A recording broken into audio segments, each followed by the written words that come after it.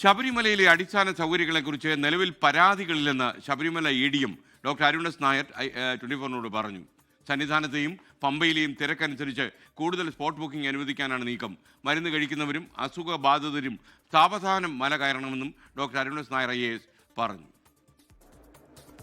ശബരിമലയിൽ തീർത്ഥാടന തിരക്ക് തുടരുകയാണ്. ശബരിമലയുടെ ചുമതലയുള്ള AD-M ഡോക്ടർ അരുൺ IAS ഇപ്പോൾ 24-നോടൊപ്പം ചേരുകയാണ്. സ്പോട്ട് ബുക്കിംഗ് ഇപ്പോൾ 5000 ആയിരുന്നല്ലോ, അപ്പോൾ അത് തിരക്കനുസരിച്ച് അത് കൂടുതൽ അനുവദിക്കൂ?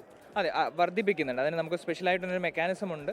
അപ്പോൾ സന്നിധാനത്തെയും പമ്പയിലെയും തിരക്കുകൾ അനുസരിച്ചിട്ടാണ് നിലയ്ക്കൽ കൂടുതൽ സ്പോട്ട് ബുക്കിംഗ് വേണമോ വേണ്ടയോ നമ്മൾ തീരുമാനിക്കുന്നത്. അപ്പോൾ അത് പോലീസിൻ്റെ കൂടി സഹായത്തോടു കൂടി അവരുടെ ഒരു അനാലിസിസും കൂടി വെച്ചിട്ട് നമ്മൾ അധികമായിട്ട് സ്ലോട്ട് ഓപ്പൺ ചെയ്ത് ഭക്തർക്ക് നിലയ്ക്കൽ കൂടുതൽ കാത്തു നിൽക്കാതെ തന്നെ കടന്നു വരാനുള്ള ഒരു സംവിധാനം ഒരുക്കുന്നുണ്ട്. പക്ഷേ സന്നിധാന തിരക്കിനനുസരിച്ചായിരിക്കും അത് മാനേജ് ചെയ്യുക എന്നുള്ളതാണ്. ആദ്യം അടിസ്ഥാന സൗകര്യങ്ങളെ കുറിച്ച് പ്രശ്നങ്ങളൊക്കെ ഉണ്ടായിരുന്നല്ലോ, ഇപ്പോൾ എല്ലാം പരിഹരിച്ചു? നിലവിൽ നമുക്ക് വലിയ പരാതികളൊന്നും തന്നെ ഇല്ല. തുടക്കത്തിൽ കുടിവെള്ള വിതരണം ബിസ്ക്കറ്റൊക്കെ ആയിരുന്നു ചെറിയ പ്രശ്നം. ഇപ്പോൾ നമുക്ക് അത് ഫുൾ ഫ്ലെഡ്ജ്ഡ് ആയിട്ട് മാനേജ് ചെയ്യുന്നുണ്ട്. പിന്നെ ടോയ്ലറ്റിൻ്റെ ശുചീകരണങ്ങൾക്ക് വേണ്ടി നമ്മൾ പ്രത്യേക സജ്ജീകരണം ഒരുക്കിയിട്ടുണ്ട്. ഭക്തർക്ക് പരാതിയുള്ള പക്ഷം അവർക്ക് ഒരു കംപ്ലയിൻറ്റ് ഗ്രീവൻസ് അഡ്രസ്സിന് വേണ്ടിയിട്ട് ഒരു കോമൺ നമ്പർ നമ്മളിപ്പോൾ അറേഞ്ച് ചെയ്തിട്ടുണ്ട്. അപ്പോൾ ട്രെയിൻ സർവീസുകളിലേക്ക് സമാനമായിട്ട് അവർക്ക് ഏതെങ്കിലും ബുദ്ധിമുട്ടുണ്ടെങ്കിൽ ആ നമ്പറിൽ വിളിക്കാം. ആ നമ്പറിൽ വിളിച്ചാൽ ഉടൻ തന്നെ പരിഹാരം ഉണ്ടാകുന്ന രീതിയിലാണ് ഒരു അറേഞ്ച്മെൻറ്റ് ഇപ്പോൾ ചെയ്തിരിക്കുന്നത്.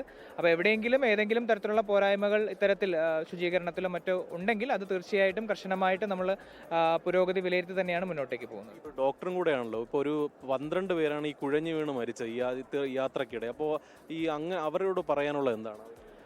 നമുക്കിപ്പോൾ 12 നിർഭാഗ്യകരമായിട്ടുള്ള സംഭവങ്ങളാണ് ഉണ്ടായത്. കഴിഞ്ഞ തവണത്തെ വെച്ച് നോക്കുമ്പോൾ പെർസെൻറ്റേജ് വൈസ് നോക്കുമ്പോൾ നമ്മൾ കുറവാണ് മരണങ്ങൾ. അപ്പോൾ നമുക്ക് കുറച്ചുകൂടി ഇമ്പ്രൂവ് ചെയ്യാൻ നമ്മുടെ ഹെൽത്ത് സിസ്റ്റത്തിന് പറ്റിയിട്ടുണ്ട്.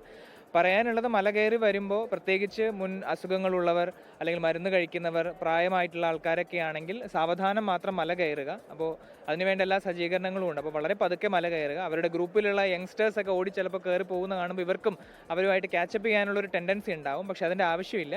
അപ്പോൾ അത് ഗ്രൂപ്പിൽ വരുന്ന റെസ്പോൺസിബിൾ ആയിട്ടുള്ള ആൾക്കാർ അത് നോക്കണം എന്നുള്ളതാണ്. പ്രായമായ ആൾക്കാരുണ്ടെങ്കിൽ അവരെ സാവധാനം മല കയറി ആവശ്യമായിട്ടുള്ള റെസ്റ്റൊക്കെ എടുത്തതിന് ശേഷം മാത്രം മുകളിലേക്ക് വരിക എന്നുള്ളതാണ്. അങ്ങനെയാണെങ്കിൽ യാതൊരു ബുദ്ധിമുട്ടുകളും ഇല്ലാതെ വരാം. പിന്നെ ഏതെങ്കിലും ബുദ്ധിമുട്ടുകൾ ഉണ്ടെങ്കിൽ നമുക്കൊരു മെഡിക്കൽ കൺട്രോൾ റൂം ഉണ്ട്, ഒരു ടോൾ ഫ്രീ നമ്പർ ഉണ്ട്. അതിൽ കോൺടാക്ട് ചെയ്താൽ നമുക്ക് ഒരു വിത്തിൻ 2 to 3 മിനിറ്റ്സ് നമ്മുടെ മെഡിക്കൽ ടീം അവിടെ എത്തും. ആംബുലൻസ് സംവിധാനങ്ങൾ നമ്മൾ അറേഞ്ച് ചെയ്തിട്ടുണ്ട്. അതും നമുക്ക് ഉപയോഗപ്പെടുത്താവുന്നതാണ്.